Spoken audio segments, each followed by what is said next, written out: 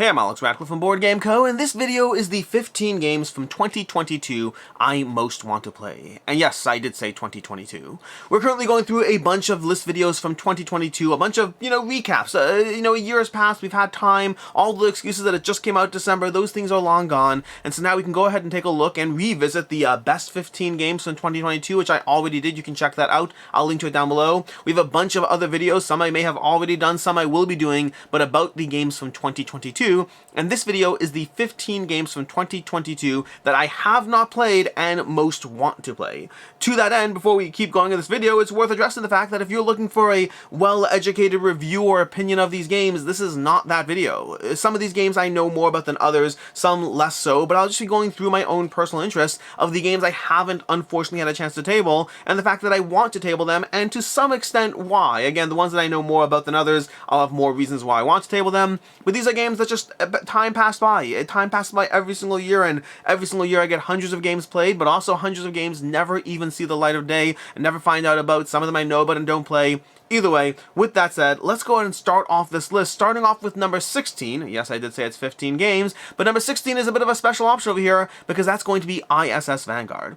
And the reason this one's on the list is because technically I have played ISS Vanguard. A lot, in fact. I played it, I don't know, maybe 10 hours in the initial wave 1 for the prototype, then I played it again for another 5 or 6 hours when we had prototype phase 2 come out. I spent a decent amount of time in this game, but then when it finally showed up, there wasn't a rush. I already reviewed it, I already played it, other games have taken precedence, and other games have continued to take precedence again and again and again.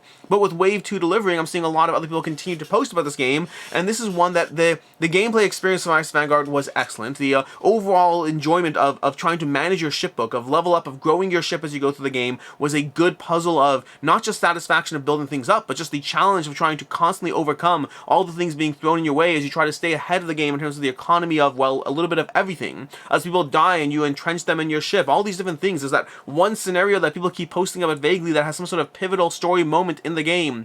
There's a lot of good things going on in this, and coming in at an 8.7 on Board Game Geek, this one's already ranked fairly highly, and that's only going to continue. This is a well-loved game. I enjoyed my time with it. This is one that visually the game's beautiful. Mechanically, the game is divided, at least my own experience with the game was divided between navigating around the planet book, which did feel a little bit more procedural. There were definitely some good moments navigating around this book over here, but for me, the highlight was definitely the ship phase, and then navigating around the book over here, utilizing your dice, your abilities, your actions, trying to have the right segments of gear, of equipment, of abilities to be able to drive yourself forward. I very much enjoyed ISS Vanguard and want to continue playing it, and I've never actually played the final finished version of it, so I'd love to make that happen. That'd be great if I can do that. Which is where this list starts at number 15, and these are ranked in order from least to most, which also means the ones towards the end, for the most part, not 100%, the ones towards the end are usually ones that I know a little bit less about, that I may have been drawn in more by visuals. And starting at number 15, we have Wandering Towers from Capstone Games. Wandering Towers, first of all, I genuinely don't even know if this game is cooperative or not. And the reason I say that is because everything I've seen about the game seems to me to feel like it's not a cooperative game, and yet it's tagged as being a cooperative game, which feels like that tag should be right? But I mean, if you're watching this video, you probably know, well, depending who you are, if you know about this game, if you've played this game, you probably have a good sense of if the game is cooperative and whether that tag is accurate, because everything I read about the game makes it sound like a competitive experience. But this one tag just feels like, is that a mistake? I don't even know. But Wandering Towers, the game looks good. The game is fairly light from what I've understood. There's a little bit of a puzzle over here, a little bit of resource management, all these things, wandering around these towers over here, hence the name Wandering Towers. I don't know a ton about this game. All I know is people have constantly said they've had fun, they've enjoyed it. It may not be a keeper, but it's a game that I do want to experience from Capstone Games. A slightly lighter game that may or may not be cooperative. That's going to be Wandering Towers. Coming at number 14 over here, we have King of Monster Island. Now this one is lower down the list primarily because, frankly, it's not rated that great. It's coming in at a 7.3, which is good. It's a good rating. It's just not a great rating for a game that to a certain extent is already appealing to a certain fan base. Meaning, in general, if you follow reviews of games, a game that is appealing to a certain fan base of a game usually has a higher chance of being well received because it's already appealing to people who are the target audience. By the time King of Monster Island comes out, you're usually targeting a whole bunch of people who enjoyed King of Tokyo, King of New York, and had fun with it, which means they should be more primed to rate this game more highly. The fact that it's not makes me think it's not a better experience. It makes me think it's a worse experience from what I can see of the game experience, but still, people seem to enjoy it. I believe this one actually is a cooperative game, despite the fact that King of Tokyo and King of New York were not. I believe this one actually is giving you a cooperative experience as you go through this one over here. But basically, King of Monster Island, the game looks fun. It has yellow standard charm and appeal and visual aesthetic. It's King of Tokyo, but with cooperative, which could be a good thing or could be a step down. Ultimately, I'm still interested in playing this one, but yeah, it's my number 14. It's on the list. It's on the list, but barely. Coming at number 13, we have one that I want to play a lot more, but also don't know a ton about either. This is Tribes of the Wind, coming to you from La Botte de Jeu over here, and this is going to be giving you an interesting mechanic of the game where as you play cards, you care about the backs of your opponent's cards over here. So when you're looking at something like this, you care about the backs of the cards, and those are going to power up your actions as you go through it, which is an interesting premise in and of itself that I can't tell if it's going to be an interesting gimmick or a game I actually want to play. What I do know is it has great art. It's coming from La Botte de Jeu. The mechanics sounds interesting. The gameplay sounds interesting. Rating-wise, it's coming in at I don't even know what rating was. What's the rating on this one? Let me go ahead and click on the Tribes of the Wind over here. Rating's coming in at a 7.4, which is not bad. It's weird, by the way. The difference between a 7.3 and a 7.4 is a fairly big difference. Every additional increment, once you hit those 7s, does matter a lot to the likelihood of being well received. The weight class coming in at 2.68, that's a good measure of like where I typically like my games. I appreciate things that are lighter. I appreciate things that are heavier, but usually that 2.5, 2, 3 zone is where I'm like, hey, you know what? We just want to have game night. We want to have a good time. We don't want to go crazy on the strategy, but we do want enough strategy to keep us engaged. Tribes of the Wind over here is my number 13 game that I most want to play from 2022. Coming in at number 12, we have Escape from Stalingrad Z. Now, this one falls into an interesting category for me because coming in at an 8.5, I appreciate that rating. Also, to be clear, because I keep harping on ratings over here, ratings don't mean you'll like a game. Ratings don't mean I'll like a game. But ratings do have a correlation. There is a good correlation, at least for myself, between a BGG rating, a theme or mechanics that I'm interested in, and my likelihood of enjoying that game. Granted, for every 7.3, there's a whole bunch of people in there who rated it a 10, there's a whole bunch of people who rated it a 1, that's the nature of how these work, but on the average, a higher rating is more likely to match up with my own personal tastes. Not always. There's plenty of games that I rate a 5 out of 5 that are just not that well received by the community. Carson City, Aquatica, Wild Descent. There's many games out there that I love far more than the mean, or far less than the mean, but ratings are still a good indicator of whether something should or shouldn't be higher or lower on your wish list, at least for me. And Escape from Stalingrad Z, this one, mechanically, the game should appeal to me. It's leaning into that, you know, Gloomhaven, Frosthaven, Zombicide kind of vibe, Jaws of the Lion. It's leaning into that skirmish puzzle where you have a little bit of a board. It's a flip book in this sense. So you're going to be navigating through the flip book. You have either miniatures or standees, and you're going through little encounters over here using a system that is considered to be more advanced than Zombicide, possibly less advanced than Gloomhaven, overall giving you a skirmish cooperative puzzle. Thematically, I have no interest in the game. I tend to not like World War II in general. While this is more, what's the word for it? Weird War? Is that the terminology? The Weird War, I think that's the terminology for like when you have like Nazis and zombies all together. But ultimately, I am kind of medium on the theme. Like it's a little bit the zombies help, but the World War II part doesn't. But mechanically and combined with the rating, that does have me interested in this one and thinking and wondering if this is a game that I'll enjoy more or less. Definitely on my list over here. Coming at number 12, respectable, partially boosted by that rating. An 8.5. If it's a mechanic and genre you enjoy, that should be something that you should not ignore.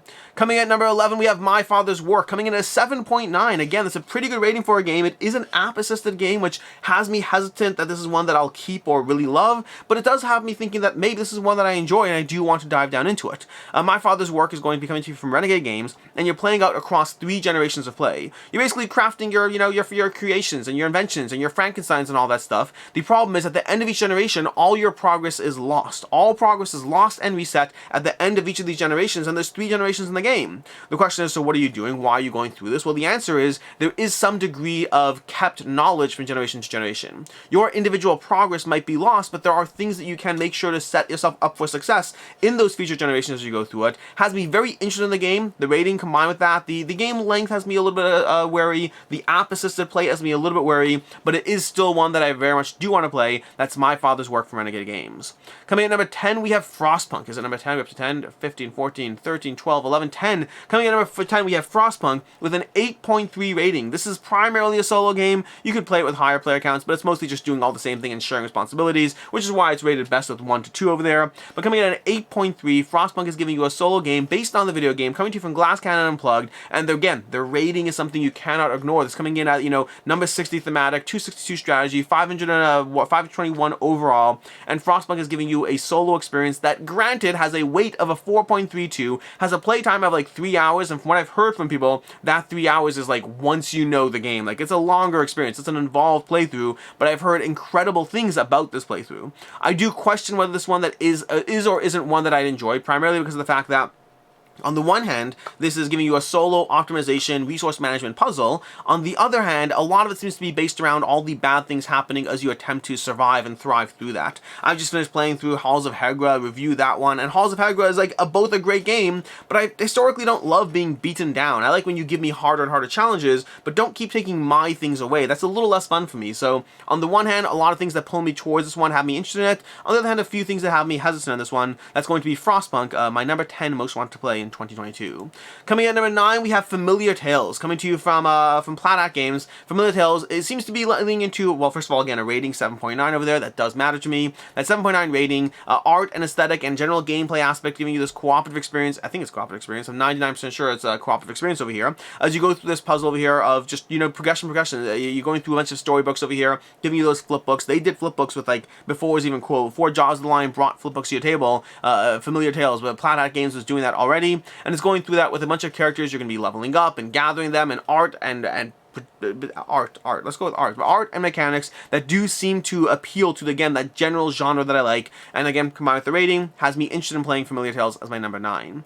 Coming at number 8, we have Rallyman Dirt, a little lower on the rating, although some of those ratings are going to be frustration at the nature of the fact that Holy Grail Games shut down and didn't deliver some of their games, and that definitely had a negative effect over here. But Rallyman Dirt, I do have a copy of this one, by the way. In fact, some of these games, so far from the ones I covered, I don't think I have copies of most of them, although I will say I did actually have a patron reach out and sending me Frostpunk, so that's going to be helpful over there, which also thank you. But we have Rallyman Dirt over here. Rallyman Dirt is one that I do have a copy of, and this is one that is going to be giving you a racing experience. It's going to give you a racing experience based on the original Rallyman Dirt. They also had Rallyman GT, and Rallyman Dirt is considered to be one of the more interesting ones in the racing game. It's basically going to be push your luck racing with a bunch of dice as you go through a track over here. I'm halfway through the rulebook on this one. I just didn't actually end up playing it that night. It was all prepped to go for a game night, and then people showed up early, and so we ended up talking and didn't get to finish learning the rules, and so we played something else instead, but that means this one's still unplayed, and probably should read the rules and actually play it at some point. But Rallyman Dirt, missed this one from 2022. I only got it in 2023. That happens, but that's Rallyman Dirt. Definitely want to play this. My number 8 over here, 10, 9, 8.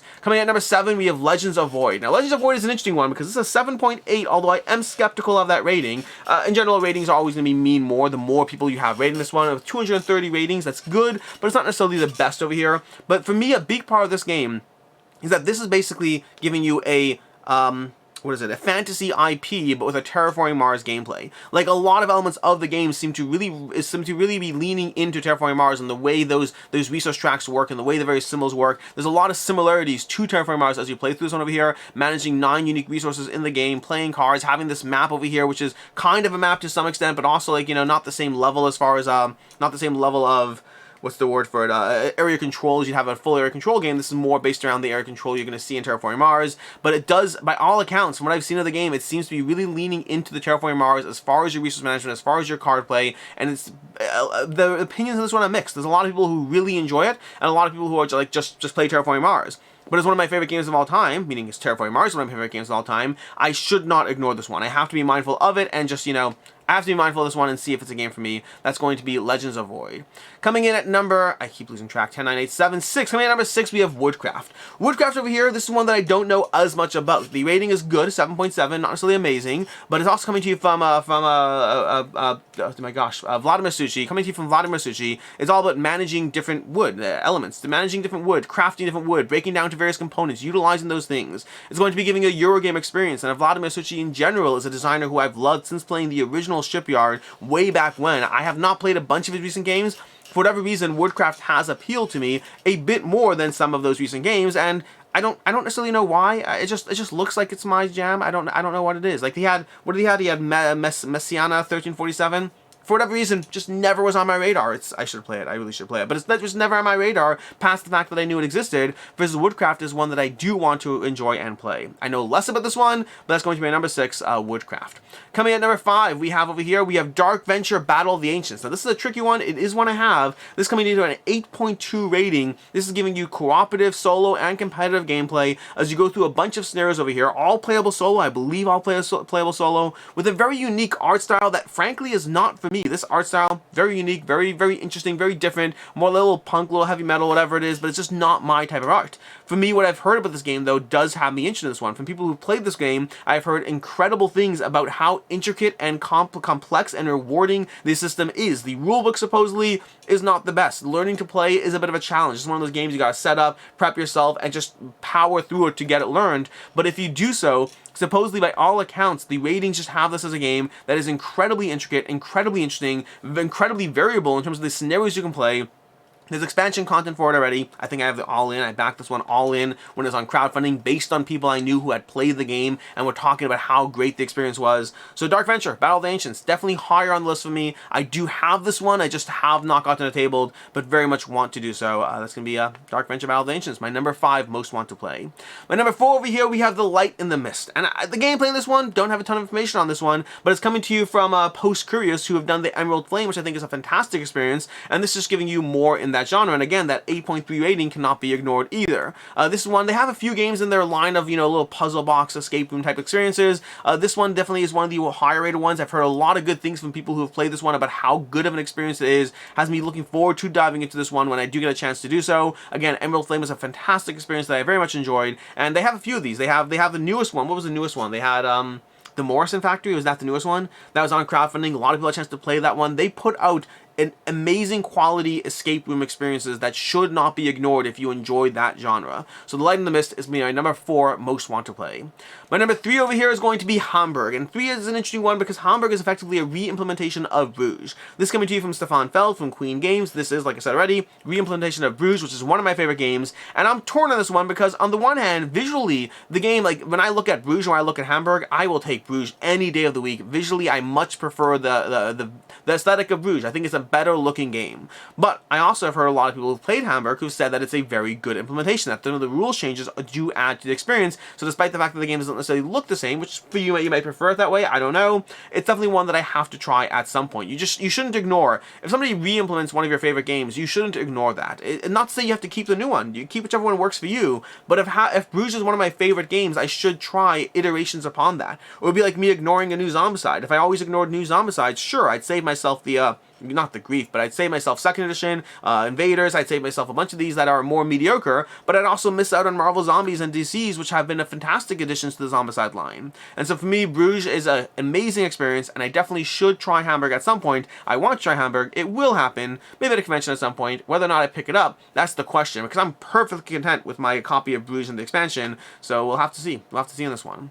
Coming at number 2 over here, we have Federation. This is one that I've heard a lot of good things about. Again, coming in at 8.0 rating. I heard a lot of great things about this game. It's got it's got worker placement with 2 elements to it as far as the, I don't know exactly how it works. It's like there's an interesting twist on worker placement on this game. The game looks good. It's been well received by a ton of people. I keep hearing good things about the gameplay from both other content creators as well as from individuals who've had a chance to play this one. Federation has been on my want to play list for a very long time, and for whatever reason, it just hasn't been picked up. It hasn't been picked up. It hasn't been played. The last few times I made orders from like either Game Nerds or Miniature Market, it hasn't been in stock, and I have not tried hunting it down individually, but like I've tried buying this one, I've tried getting this one, and just Federation, just yeah, it's one that I want to play, but I'll get to it eventually, just not yet. I will get to it eventually. I want to play this game. And my number one coming in is going to be Deep Rock Galactic. Again, an 8.4 rating on effectively a miniature mashup cooperative experience of just wandering off into the dungeon to gather resources. Fun fact, I actually recently downloaded Deep Rock Galactic, the video game. This is based on a video game. I didn't really like it. Granted, I only gave it like, I don't know, an hour, but I find for me, I don't have the time to spend on video games to the point that if it don't immediately hook my attention, I'm kind of like, whatever, I'm better off not wasting time in this. And so for me, we got a knock on the door. We'll be right back.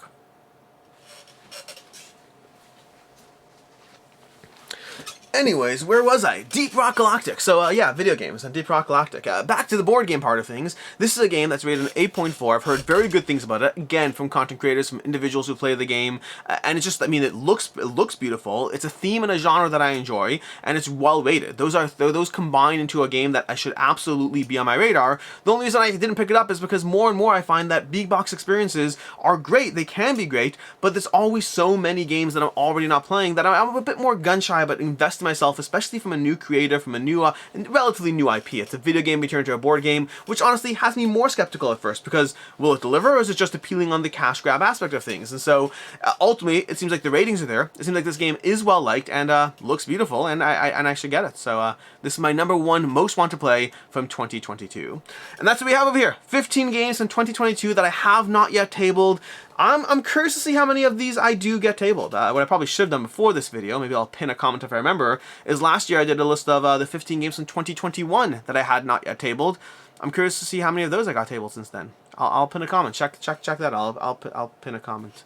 In any case, what games from 2022 have you missed out on? Which ones did you mean to get played but you haven't, and you still want to? And just listen, life's hard, man. There's a lot of things to balance. There's work, jobs, family, responsibilities, board games, all these various things. Also video games, but again, try to keep that off to the side. Or well, do what you want. Live your best life. Live your best life. Don't let anyone tell you what to do.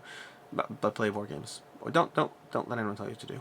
In any case, then until next time, I'm Alex Radcliffe from Board Game Co. I hope you enjoyed this video, and as always, I hope you have a good one.